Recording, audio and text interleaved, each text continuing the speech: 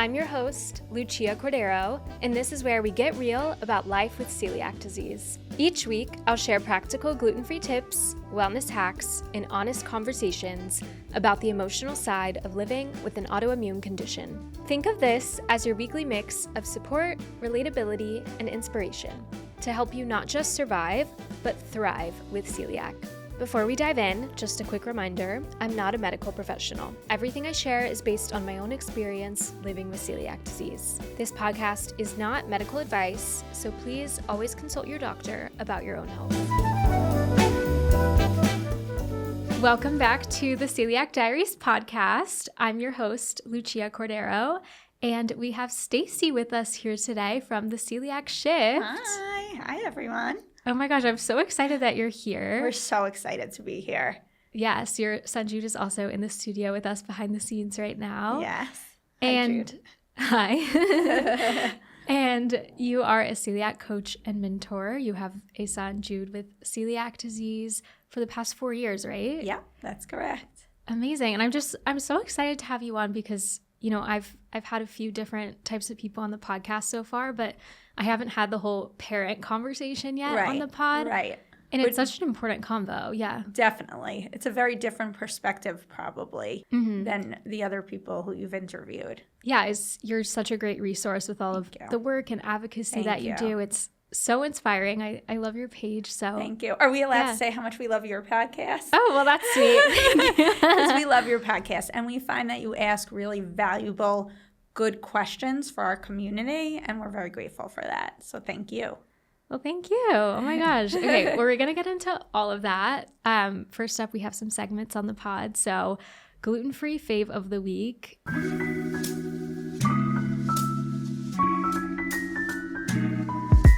I know that, you know, you don't have celiac disease yourself, but I'm sure you're eating and trying all the gluten-free foods. So yes. Do you have a favorite lately? Yes, actually the Bub's banana bread. Oh, okay. On a big, so I do eat primarily gluten-free alongside with Jude. I've actually eaten gluten-free. I have my own stomach issues for many years, but Bub's banana bread is really hitting home these days. Okay. Yes. Yeah, Bub's is super popular on the podcast, but I haven't heard of the banana bread yet. Usually people go on about the cinnamon roll, which I've yet to try. Cinnamon roll is delicious. Okay. But I think you should really look into the banana bread. It's under the radar still. An underrated menu item. Yeah, okay. I think so, for sure. Amazing. I'll have to try that. Okay, next up we have our news of the week. Yeah. So I thought this one was interesting because it's all about screening for type 1 diabetes and celiac disease earlier in children. So there's a new screening initiative that aims to detect type 1 diabetes and celiac disease earlier in children. This is, you know, a recent effort by the American Medical Association with a report on Sanford Health's Pledge study, which basically just like integrates this screening into routine pediatric care.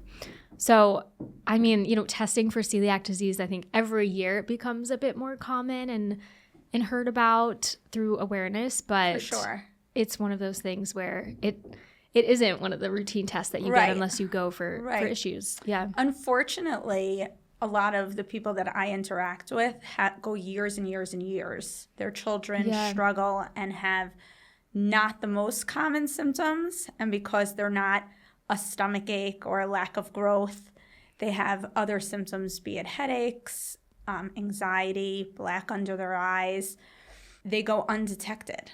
So I think it is very important that all pediatricians do early screenings for diabetes and for celiac disease because so many individuals struggle for such an unnecessarily long time.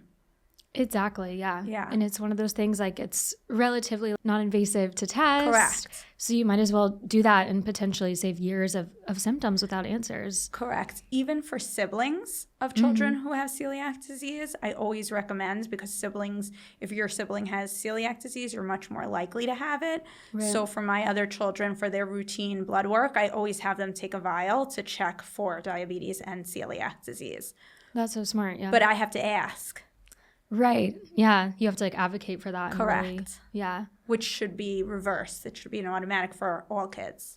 Yeah, exactly. Okay, so I want to go back in time to 4 years ago, right? Yeah. When Jude was diagnosed with celiac disease. He was 7, correct? He was 7 turning 8. Okay, gotcha. So what was that experience like on a more personal note? Like what led you to taking him to the doctor in the first place? And had you even heard of celiac disease before this? Great question. So the answer is we had heard of celiac disease. We have a host of other autoimmune diseases in our family. So we were familiar with celiac disease, not all the nuances, but the term. Jude had been on a journey where he was seeing an endocrinologist and a pediatrician gastro for many years, and he would yin and yang between the two of them. Okay. Interestingly enough, he had been tested every year for celiac disease since he was 4. Oh, wow. Okay. It was always negative, but he had symptoms. He had lack of growth. He had debilitating headaches, debilitating stomach aches, very puffy black bags under his eyes, and he got COVID. He had gotten tested for celiac disease. It was negative. He got COVID. He was really getting worse and worse. Got tested right after COVID for celiac disease, and it showed up positive. Wow. Okay. So it was definitely, I think, when your child gets diagnosed, listen, nobody even wants their child to have a cold, right? Right, yeah. So when your child gets diagnosed with a lifelong autoimmune disease, you go through what I describe as a natural grieving process. But for us personally, there was a relief element. Yeah. Because I think that he wasn't feeling well, and we really wanted answers as to why he was chronically feeling so ill. So it was a mixed feeling. We were devastated and relieved all at the same time. Yeah, and that makes a lot of sense. I think that that's just like the complexity of emotions that come with any sort of diagnosis, whether it's for your child or for yourself. Yeah, there's that relief of like, okay, I finally know what this is. Right. But then it's also like, okay, but now I actually have to have this diet for the rest of my life. And like, this is so confusing. It's a lot to take in. Exactly. Yeah. Exactly. For sure. There was a lot of emotions. So what would you say to a parent who has a child like recently diagnosed with celiac? Like, what was like the first thing that you did that you think was really helpful to process like both sides of those feelings? Well, I think it's very important to acknowledge both sides, that you can feel a relief that help and hope is coming, and also give yourself grace that you are allowed to sort of grieve the life you envisioned for your child. I would just say try to not take everything on at once. I think as parents, innately, we want to make everything right for our kids. And that causes us, when our child gets diagnosed with any disease, to want to conquer everything immediately because we're looking really for solutions to how to best help our kid. And I think my best piece of advice would be take it one step at a time, because if you take on too much, it's incredibly overwhelming and you won't be able to really help your child and process emotionally if you have too much on your plate. Yeah, totally. That's great advice. I'm curious because I know there's so many different ways that you could go about it. And it sounds like Jude was like going to different doctors, so was probably aware that, you know, there were things that he was being tested for. But how did you, like, once you got that diagnosis, do you remember like where you were, like getting the call from the doctor? Yes. And how did you? I remember exactly where I was standing. Okay. Wow. Yeah. Where were you? So I was actually in Florida. Okay. We have a lot of family that lives in Florida, so we were visiting, and the doctor called, which is the experience I hear from a lot of people, and was just like, oh, and by the way, the blood work came back, and it looks like he has celiac disease. There wasn't a lot of coddling and coodling and, you know, a big lead up. Yeah. And I think naturally you go into that, wait, what? You know, mind frame. And then you take a minute to digest it. I had a friend at the time whose child had celiac disease, and another friend who has celiac disease. Okay. So I immediately got on the phone with them, which I think that is one of the best things you could do, is connect with other individuals who have been down this road before. Totally, yeah. Because it's very encouraging to hear that, as overwhelming as it is in the moment, you're going to be okay, and your child's going to be okay, and you know. And like it's a road ahead, but you'll figure everything out. For sure. And just having that optimism about it is for important. Sure. Yeah. I think it's really important because initially you're so sad for your kid and for your family unit as a whole, and you're scared and you're worried. But when you hear someone say like, it's going to be fine, you got this, you know, you'll get a new normal, and just hearing those words of encouragement, I think help you get through that initial blow. Totally. And then like once you digested the information, how did you go about telling him, Jude, that he had celiac? Yeah. So with Jude, we were told that he 99.9% had celiac disease, but still his doctor wanted him to go for an endoscopy to confirm. Right, yeah. So we told him that he was, at this point he had turned 8, and we felt that he was old enough to have a conversation, that he was going in for an endoscopy because we think he might have a food that he's allergic to that was making him feel sick. Okay, yeah. And then leading up to the endoscopy, he actually started asking us more questions. Okay. Which I think most parents don't plan for. You think you're in control and in the driver's seat, but you're dealing with another with another human. Yeah, yeah. So he started asking us more questions, and before he went in for his endoscopy, we said, we think you have something called celiac. We named what it was. We think you have something called celiac disease. And you know what? If we found out you had it, we would be relieved because we would have answers as to why you weren't feeling well. And we would have a whole path forward of how you would feel better. And so we went in for his endoscopy. And when he woke up, the doctor came out and was like, it's basically conclusive. I have to wait for the biopsy. And when he woke up, he said, do I have it? And we said, it looks like you have it. And he said, so what changes? And we said, well, we're going to make some changes to your diet, and we're going to go on a lot of adventures, and we're going to try a lot of new foods, and because you can have something called gluten. And I think something that is so important is not dumping a whole lot of negatives on a child. When you're telling them that they have this diagnosis, it's really important to be, once they're a certain age, transparent, but also add in all of the joy and things that they can still really appreciate while having this disease. Yeah, I love that perspective. And I think it's so like admirable that you had that approach. And I'm wondering, were you a life coach or in that space before you became celiac specific? Like, how were you, so in tune with like knowing how to like approach that conversation in that sort of framework, if that makes sense? So my undergraduate is in social work. Okay. But my master's degree is in education. Okay, yeah. And I'm actually 3 credits shy of my behavioral degree. Oh, wow. Okay. So I'm of the mindset of a lot of positive reinforcement and positive thinking prior to becoming a life coach. Okay. So I think my behavioral background really helped me understand that telling a kid that their entire life is about to change and how much they're about to lose, how it's permanent, it's so important to focus on the positives because that's really a lot for a child to bear. Totally.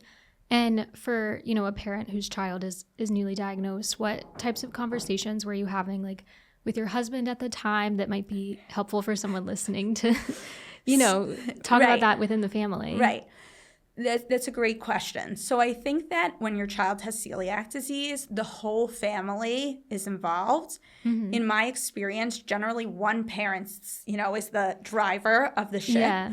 So even though we were both super involved in researching and, finding out how we can best protect him, I think I really took on a lot of the research component and then shared it with my husband. Okay, yeah.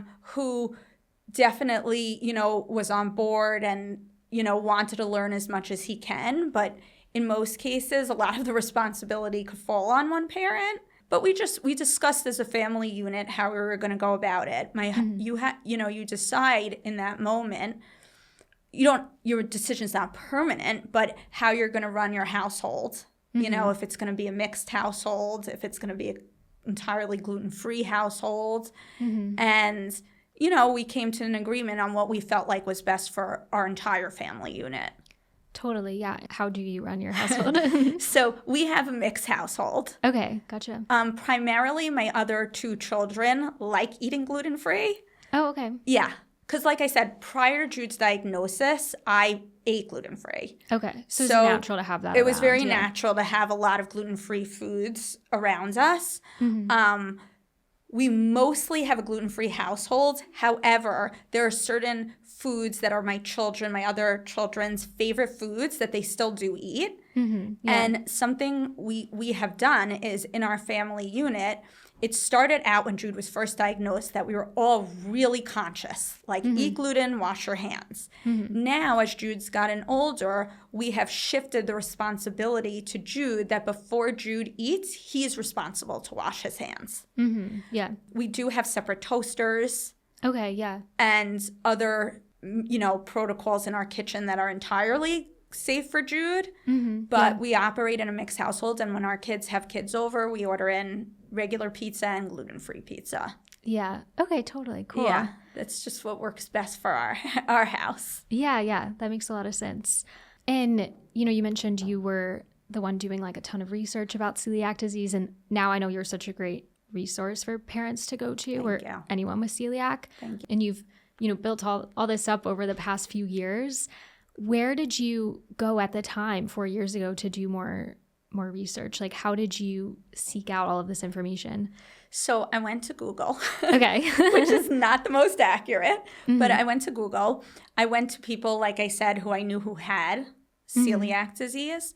And I went online to Facebook groups and Instagram and other places, which my husband's still such a big follower of yours, and other people to really learn information. And was there anything like when you were first making those like lifestyle changes that you look back on and you're like, oh, I totally, didn't know about this, or I made this mistake, that you kind of tell parents that you work with like very early on that you learned from?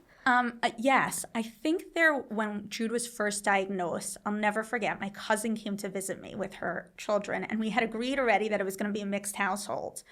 But I was so overwhelmed and neurotic about touching all the handles in the house and the crumbs on the table, and even down to the faucet handles. If you ate gluten and then touched the faucet handles, and then I touched the faucet handles, but I was serving Jude's food, I would tell myself, take a deep breath. Yeah. It's okay. I think you can get really neurotic and start second guessing yourself to the point where it's almost debilitating, honestly. Yeah. That I took it to such an extreme that I would tell myself, like, rein it in a little bit.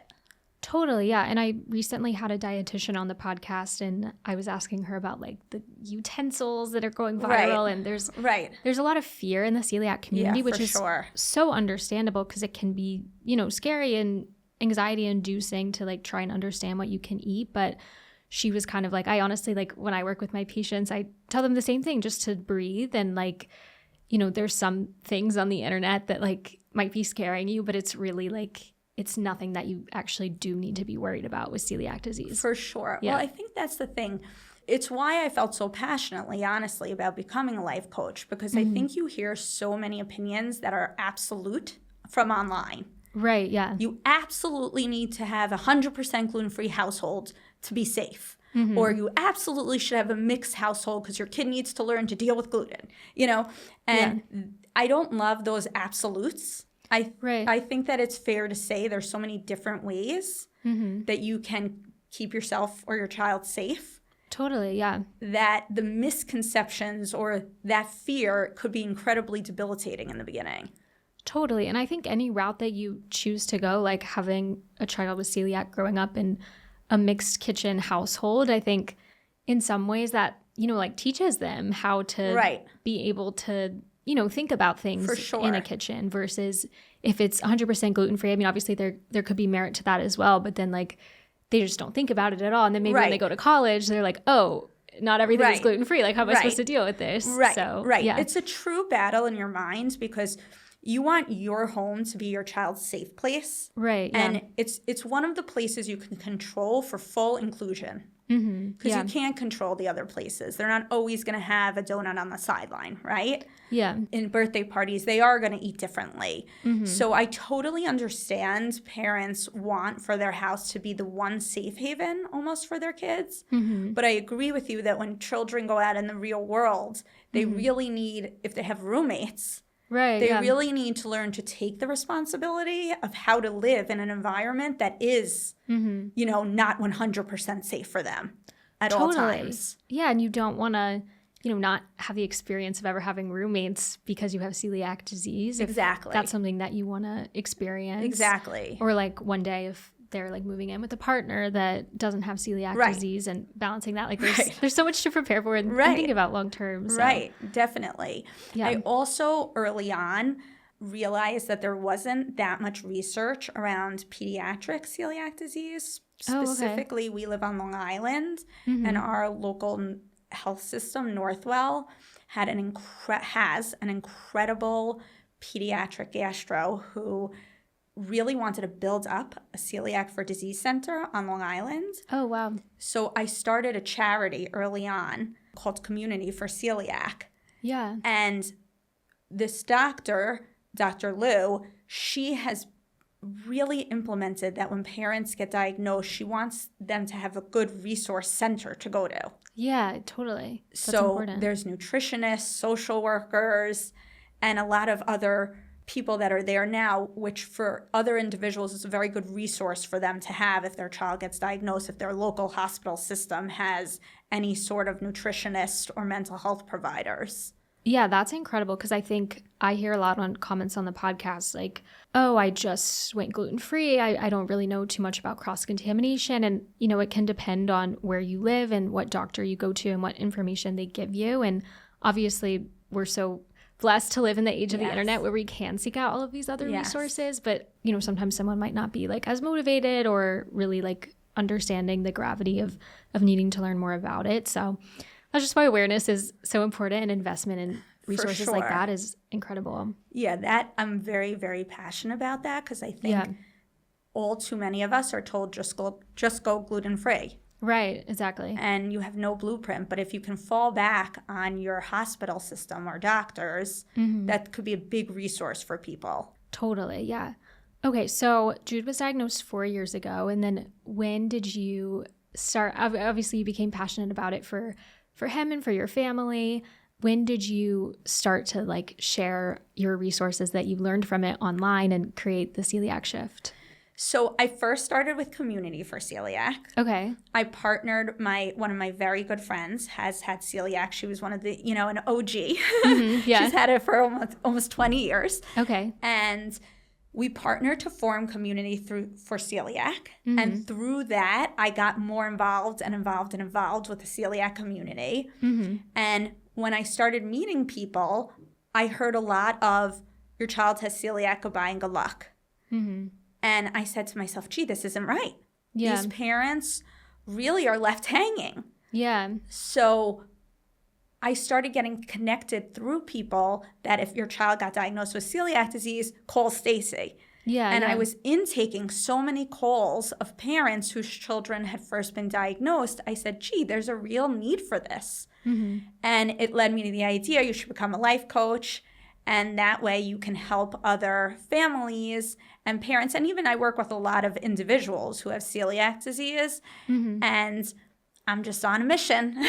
Yeah. It's my personality anyway, just, on a mission. Yeah, I love that. And thank you. One of the posts that I saw that you posted recently, it was a video of Jude saying, like, unprompted, I think y'all were in the car or something. Yes. You were talking about like something gluten-free.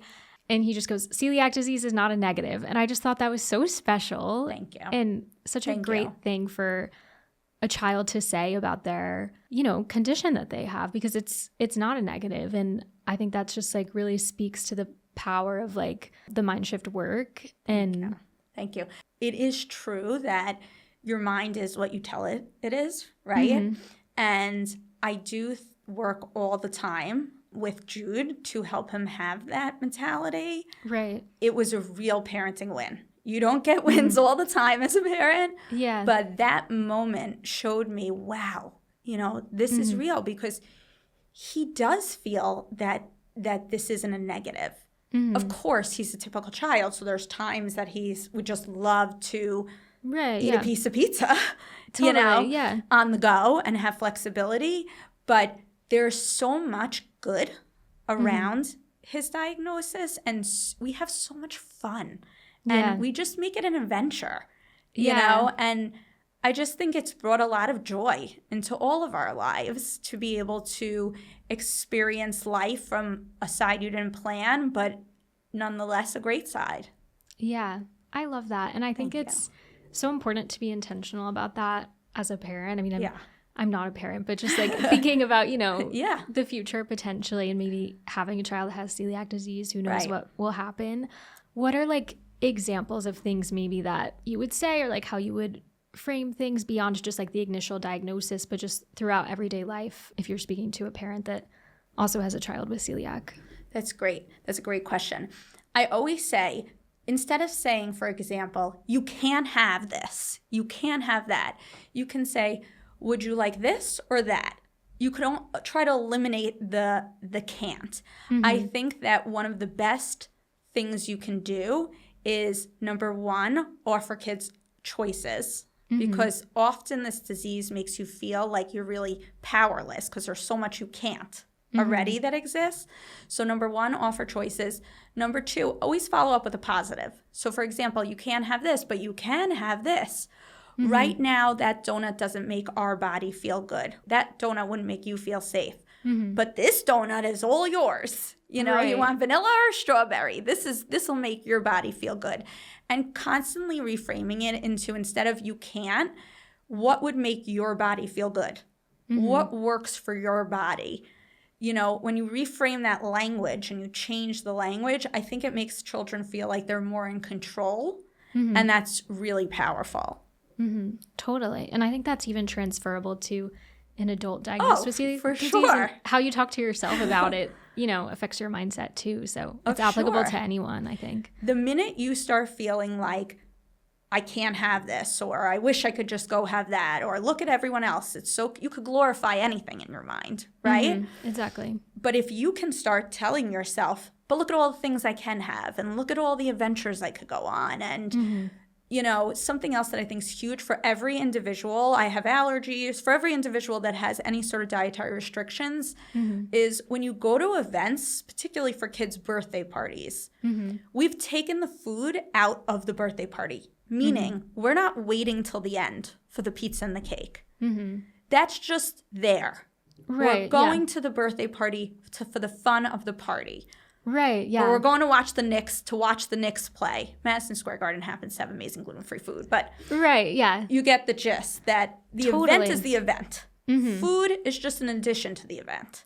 Totally. It's just the icing on the cake. For sure. Or something that's like a bonus. Like I like to think of that whenever even I go to like a restaurant with friends. Like, I mean, if I was just eating to eat, I could eat at my apartment. I'm going to the restaurant with friends to connect with my friends, you know, be out in an atmosphere, and like the food is just a bonus. So I'm not going to get like, obviously I'm going to eat something that's safe, but I'm not going to get all in my head about like, oh, but like my friends are eating this and like I wish I could eat that. When you focus on the other aspects of an event, and I think like in American culture, it is very centered on food. So it is kind of a mindset shift to think about an event like a birthday party, not about the cake at the end, but more about the celebration of the 2 hours before the cake, which is the best part once you are able to think about it that way. Yeah, I actually think when you're able to do that, you enjoy what you're doing so much more. I agree with you. I think as a culture, we're so set up around food.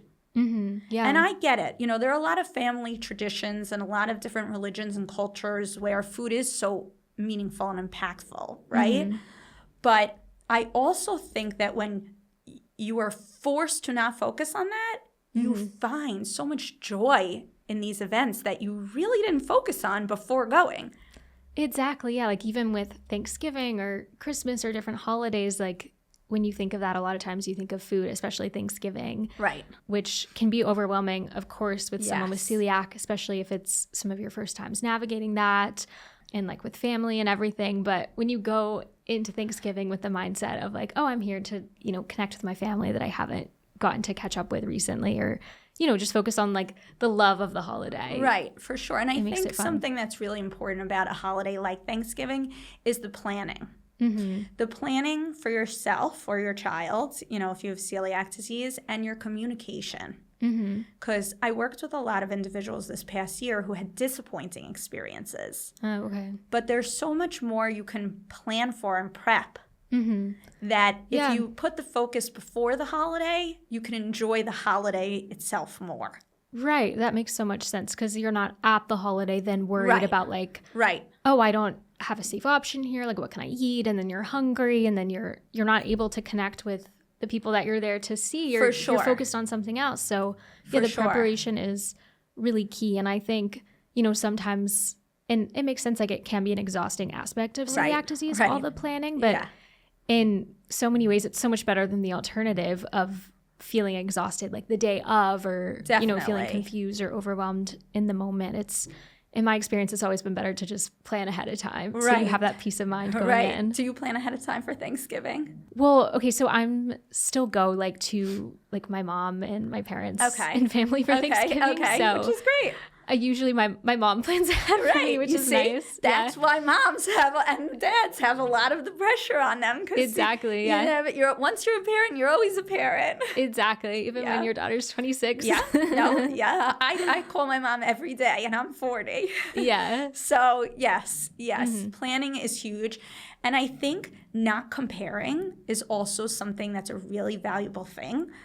While we've mentioned how amazing all these resources are and the internet, and even my page, I get all the time, you look so happy, it's so glorified. I think you have to, and people say about Thanksgiving, for example, every other family plans for their child or their adolescent that has, or their adult child that has celiac disease. My family won't cook for me.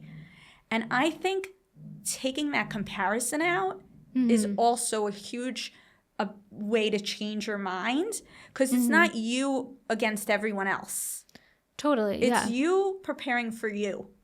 Exactly. And there's so many different, factors and situations that go into things. It's like a child could, compare to another child's household. Because I remember like growing up and then meeting other people with celiac, and they'd be like, oh, my house is entirely gluten-free. I'd be like, oh, well, that's not how my family does it. And it's like, you can get in that mentality of like, well, why didn't my parents do that for me? But it's like, there's obviously so many factors that lead to decisions like that. And, one family situation is so different from another family's. And like, at the end of the day, it's your individual journey, and that experience shapes you into who you are. And then you learn different things from it. And then you can connect with other people that had a different experience, but that's the beauty of it. It's not. That is the beauty. Or else we'd all just be living the same life. Exactly. And it also just teaches you how to be resilient.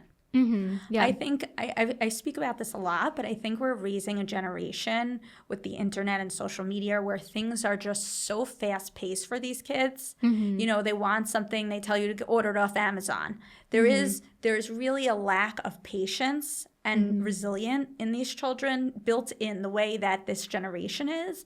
That one of the greatest gifts for the children who have any autoimmune disease but celiac is that they learn to be resilient. They learn how to deal with disappointment. They learn how to deal that other people around them have things and they don't. Right, yeah. And that's huge. Totally, yeah. Especially learning that so early. It's such an It's invaluable life lesson. Yeah.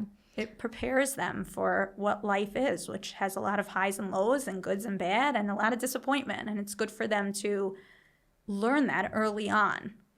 Yeah, definitely. Yeah, I like that perspective versus, like there's only so many things you can't like shelter your child from absolutely everything. They got to experience life. And celiac is one of those things that kind of gets them right into that, because it is how they have to be. Yeah, definitely. I know you've shared videos of Jude advocating for himself at restaurants and ordering. So how did you go about encouraging him to start doing that for himself?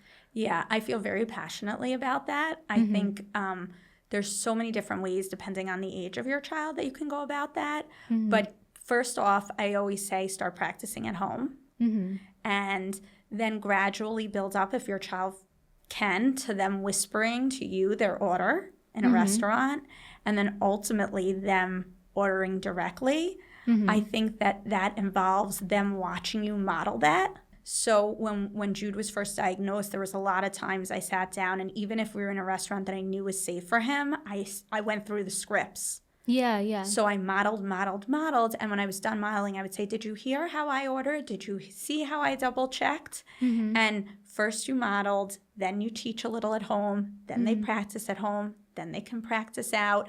And ultimately the goal is to have them be able to really use their knowledge and ability to advocate for themselves without you, because they're only young for a very brief period of time. And then, Jude's already in middle school. There's a lot of times I'm not with him. Right. When he's ordering, and knowing that he's empowered and that he has the tools to advocate for himself is one of those measures that when you have a child who has celiac disease, if you have that in place, your anxiety gets significantly reduced.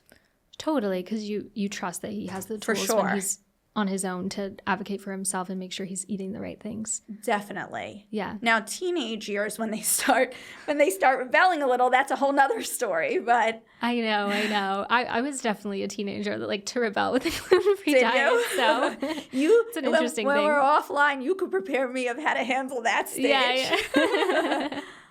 Definitely. Okay, I saw you post about this before, and this is something that I've been interested in learning more about. So I wanted to get your take on it and how you have used it with school and everything. So for our listeners that might not know, celiac disease is recognized as a disability under the Americans with Disabilities Act, which basically, means that ADA protections can apply to public spaces like event venues, travel, camps, and, many more places, especially that, like a lot of kids might be going to. An example of how ADA can protect someone with celiac is that you might be allowed to bring outside food into a venue that usually would prohibit it. Yeah, I'm curious how this is something that you've been able to use to help advocate for Jude, either at school or elsewhere. Okay, so at school, any child in the United States of America who's in a public school is legally entitled to have a 504 health plan. That's their legal right. However, you must have a formal diagnosis. Okay. I think that this is sometimes the step that people are missing and why they run into a problem. You need to have a certified doctor write that you have celiac disease, and that's a letter that you would have to send to your school system. Okay. To get the process going. Okay. For 504 accommodations. Okay. And could you explain what 504 accommodations is? Sure. So a 504 health plan essentially means that your child is protected in school to have certain rights that accommodate their disability. Okay. Or their disease. In Jude's case, obviously, it's celiac disease. Right. And an example of that would look like his stomach's sometimes bad from celiac disease, right?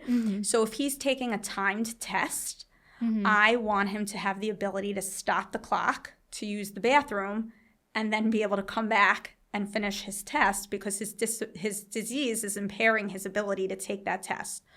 Or if they're serving food, he's really legally entitled to get gluten-free food. He can't be discriminated against.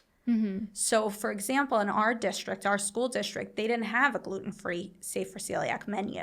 But once I showed them his papers and got him a 504, I fought the district, and every day he's served, the same as the other children, a Safe for Celiac meal.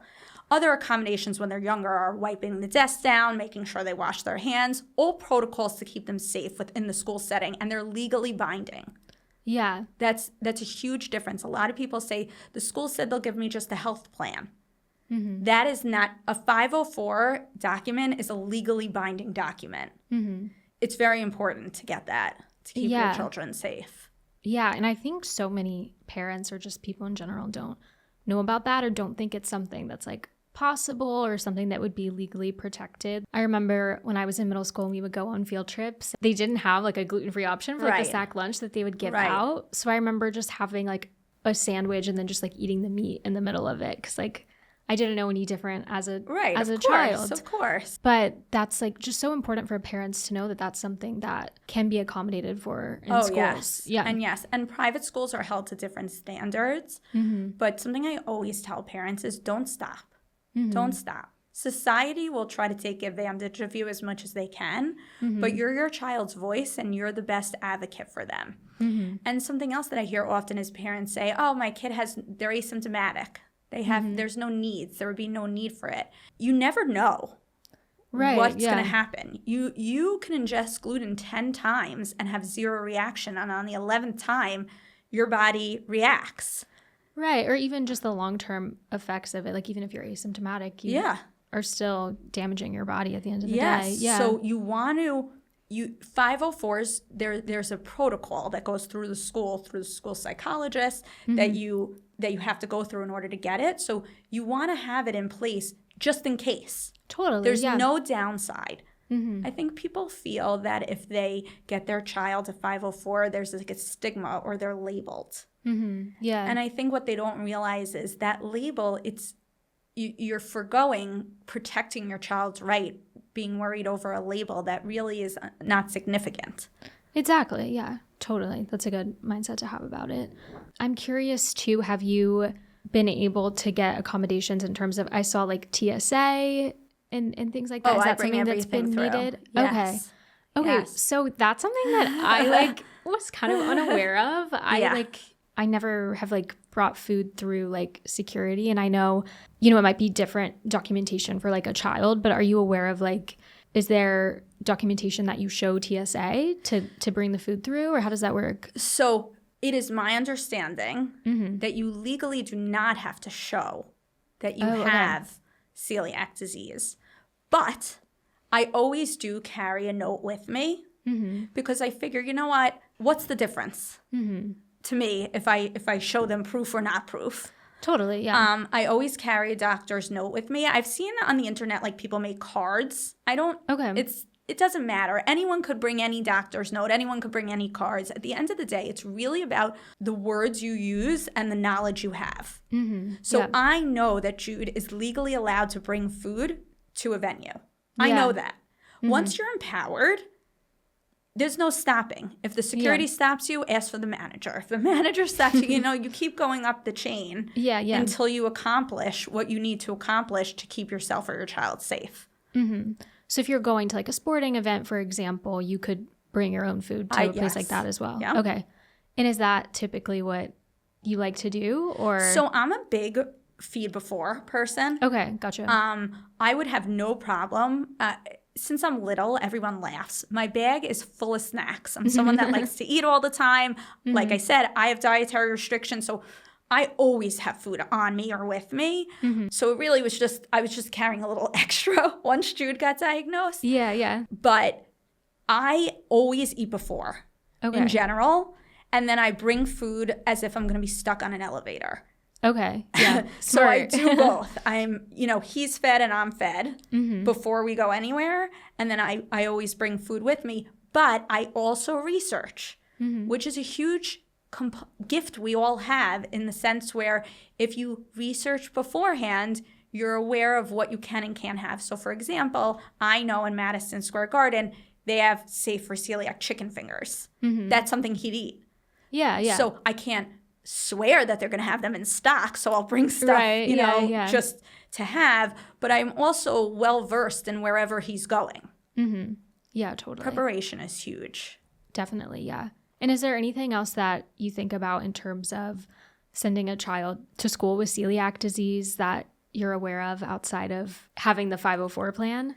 I think empowering your child. This all circles back to having him knowledgeable. Because it's so easy for kids to be like, just try, just eat it. You're not going to get sick.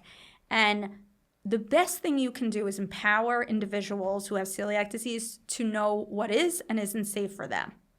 Yeah. Because when I send him to school, I'm confident that he's got it. Yeah. Does that make sense? Totally. Yeah. That's amazing, because it is so easy, with social pressure in school for definitely another kid to be like, oh, well, what do you mean? Your mom told you can't have this? Correct. but being able to like explain it to them or just proudly say, I can't like, eat this. Doesn't make me feel good. Exactly. You know, is huge. And something else that comes up a lot in my life coaching is children who have celiac disease being around other children who have celiac disease and how everybody's protocols are different, right? Yeah. So some kids might eat out of a shared chip bowl, where in our household, that's not something that we deem safe for Jude. Right, yeah. But really making him knowledgeable that you do you. You don't judge others. Everyone does what makes them feel good and comfortable. You're not to judge what they do, but you're not to follow along what anyone else does. Yeah, I love that mindset. And even as adults with celiac disease, I think that's important because, I mean, I just referenced the dietitian episode, but we were talking like even then it's like the oat conversation. Like, right. It is very individualized based on the person and their celiac disease. For sure. And the conversations that they're having with their doctors. It can be easy to be swayed or influenced by someone else or like have that social pressure of even as an adult, someone being like, okay, well, you're a little too intense about this celiac thing because my friend has celiac and she doesn't care about a shared fryer. Right. Versus, you know, just staying true to yourself and knowing what you want to do and the decisions that you want to make for yourself. Definitely. I think if you're confident in what feels good for you, any judgment or comparison could roll off of you. Totally, yeah. Because it's, you know, you're doing what's best for you. Don't worry about everyone else. You do you, you know? And when you feel empowered to do you, your shoulders are up. You're much more confident. It doesn't matter what's going on around you. Yeah, for sure. So give us a bit more like behind the scenes of like when you work with a client, what are like some different, you know, tools or approaches that you would have? Give us a behind the scenes of kind of, you know, different Give things. you the work for free? No, I'm just kidding.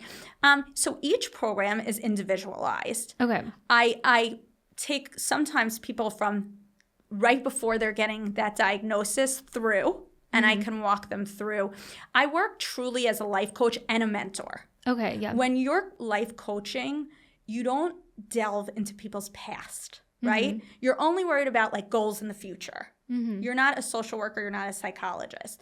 I'm also on top of that really a mentor. So sometimes I take people through the whole beginning 3 months of their child's diagnosis, how to change over the kitchen, how to tell their child, how to teach their child, how to build up to advocacy. Sometimes I work behind the scenes, like, for example, I'm thinking of one person, she'll laugh if she hears this, but she was of the mindset that she was going to keep the diagnosis, her daughter is around 8, very private.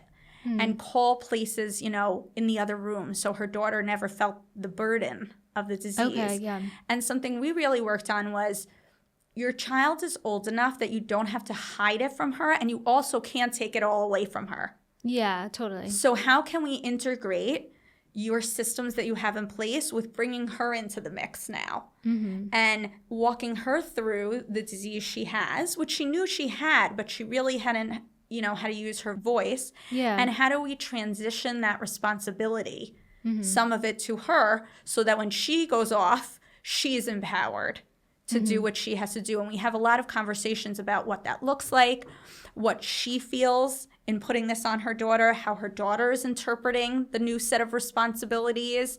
And we work through that. Something that I find so valuable in my coaching is it's not just once a week, a session. We're texting constantly. And I think what people don't realize with celiac disease is you could always plan, and then your best plans are like haywire, especially with kids.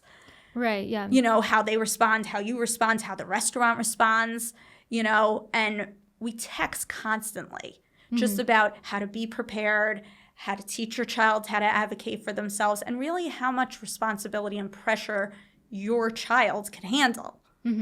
Yeah, right? Totally. There are sometimes I'm at a restaurant with Jude, and he's very good at advocating for himself, and I intercept because I could see that it's just, I don't want him frustrated, I don't want our meal ruined, and really just knowing when you can push and when you need to help. Yeah, totally. Is a huge thing we work on in my program. Yeah, that makes a lot of sense. And I love, you know, just being able to communicate at different times about it because you never know what's going to pop up in a given week. So that's really awesome. And we formed this environment where we're, you know, I stay in touch with everyone I work with, which is so nice. Having a community, as you know, because you have an amazing community, an amazing celiac group of friends, right? Yeah. Makes all the difference. Totally, yeah. It really does. Just knowing someone else and going through the same things together, having someone to talk to about it, it really does make a big difference. We were recently in a restaurant, right? Yes. And Jude left and he said, that was really cool. I think just knowing that he was around other individuals who had celiac disease and everyone understood what he feels or certain, you know, ways he has to operate, just being around like-minded people is a beautiful thing. Totally. That just like understand, and it doesn't even mean that you're talking about celiac all the time, but you're just safe and comfortable, and you can bond about anything. It's great. Yeah, I have that rapport with a lot of the people I work with where we go way beyond celiac, but them just knowing that they have someone who's always going to be there without judgment and just who has their best interests at heart, who can navigate this with them, not for them, but with them, I think is wonderful. And honestly, I really treasure the relationships I have with my clients. Yeah, that's beautiful. Yeah. I love that. Yeah, thank you. All right. So I know that you've been doing some work lately in terms of labeling in America. Do you want to talk more about that? Sure, I would love to. So through the internet, we connected with another family, the Barry family, and their son Jax has been on a journey to advocate for food labeling laws in the United States for many, many years, and we were lucky enough to join them, and we are on a mission. Our goal is to have America, the same as 87 other countries around the world, like Europe and Spain, where they require the labeling of gluten on all packaged foods.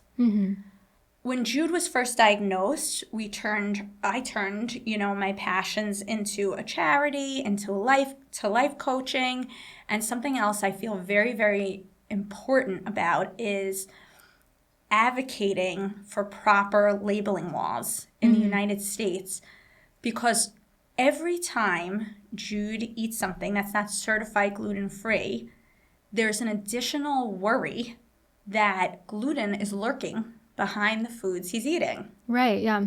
It just seems so simple that if 87 other countries can do it, why are we not requiring the labeling in the United States of America on gluten on all packaged foods? Yeah. So the Barry family, John and Jax and Jude and I, are in the throes of really, really trying to change the food labeling laws in the United States of America to match the 87 other countries, which would just be life-changing for every individual that has celiac disease.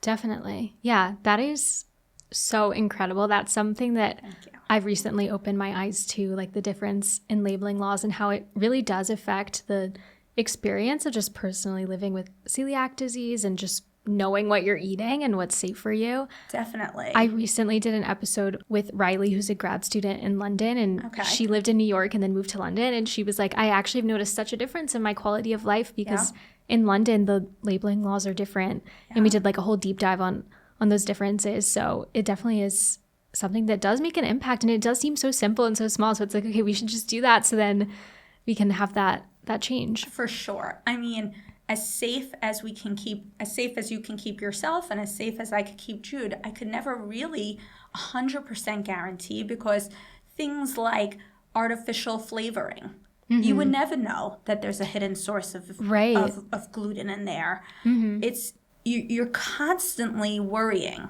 and second guessing and checking and looking at the manufacturer, and it seems so simple. Something that happened to Jude recently was he had a very bad stomach ache. There is not a lot of stomach medicines that are certified gluten-free. Right, yeah. It was devastating as a parent that I didn't have medicine to turn to. Yeah. I spent hours at our pharmacy. Thank God I have an amazing pharmacist who was researching for me safe medicines to give to Jude. This entire population in the United States of America, millions of individuals living with celiac disease who don't have proper food labeling requirements or medicine requirements. And with something like the medicine, if that was like required to be on the label, then that just would save you the hours of researching and time to try and figure out what are the actual ingredients in it and is gluten in there. So it's huge. Yeah. It's something that the United States has to catch up with. They have to. The quality and the health of every individual living with celiac disease in the United States would be so much better if on medicines, but also on packaged foods, any derivative of gluten, it's mandatory labeling that the package has to state whether it contains gluten or not. Yeah. We're on a mission. Yes. Well, I'm so excited that you're doing that, and thank you for the work you're doing with that, because that would be so exciting. Let's hope that the Barrys and the Leibsons really, get this done. Definitely. Yeah. All right. So I want to hear from Jude in a second, but I want to ask you one last question. Yes. So if a parent is listening right now and maybe they have like a new diagnosis, or maybe in the past couple of years their child was diagnosed with celiac disease and they're scared about their child's future, what would you tell them? Don't be scared. Mm-hmm. Life is, I understand why you feel scared right now in the moment, but life with celiac disease can be absolutely beautiful. And it's not the trip you planned for, it's a different trip. But once you realize that the different trip is wonderful, your child's life can be amazing. Yeah. That's amazing. I love that. Yeah. All right. Well, Jude, do you want to come say hello? So I'm Jude. I'm 11 years old, and I have celiac disease. Okay. And when were you diagnosed? I was diagnosed in 2021. Okay, cool. And what's your favorite gluten-free product? I like the Promise bread. Okay, yum. Nice. Yeah, it's very good. And the gluten-free Cheez-Its I like too. Yeah. They're very good. I actually never had a Cheez-It in my life before it because I had a dairy allergy, and Cheez-Its have dairy in them. So that was actually my first time ever trying Cheez-Its. Oh, wow. And did they meet your expectations? Yes. Good. I love cheese. It's one of my favorite foods. So yeah. Yeah. And have you met another friend that has celiac disease? I have 2 friends that have celiac disease. Mm-hmm. And so it's just really nice to have people around you who have celiac disease. So what if someone is listening to this podcast that has celiac disease and they're your age, but they live in like a different state in America and they don't know anyone that has celiac disease? What would you want them to know? Don't be afraid. It's going to be okay. You'll live. Mm-hmm. You'll find things that you like, and hopefully you'll find a friend that has celiac disease. No one's going to hurt you for having celiac disease. Thank you so much for being here. This was such a fun conversation. Where can everyone follow the Celiac Shift and work with you? Well, thank you so much for having us. I think you're amazing. You're really incredible. Aww. You can follow me on 2 Instagram handles or Facebook. One is at the Celiac Shift, and 2 is at Community for Celiac. And both also have websites, www.theceliacshift.com and www.communityforceliac.com. Amazing. And do you want to talk more about the charity? Yes. So my partner, Marcy, and I, she's the co-founder in the charity, we started Community for Celiac. We really wanted to enhance the lives of individuals, pediatric individuals living with celiac disease on Long Island and throughout, the country. We make social events to gather individuals with celiac disease together. And something that our charity is actually launching soon is our ambassador program. Mm-hmm. So young individuals who have celiac disease can make their own fundraising pages. They can make their own fundraisers. They can meet other individuals who have celiac disease. And it's going to be a great, great program.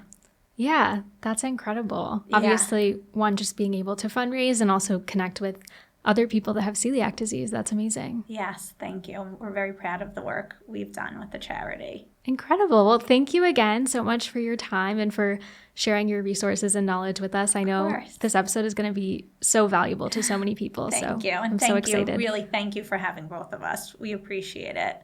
Oh my gosh, of and we course. love your podcast. Thank you.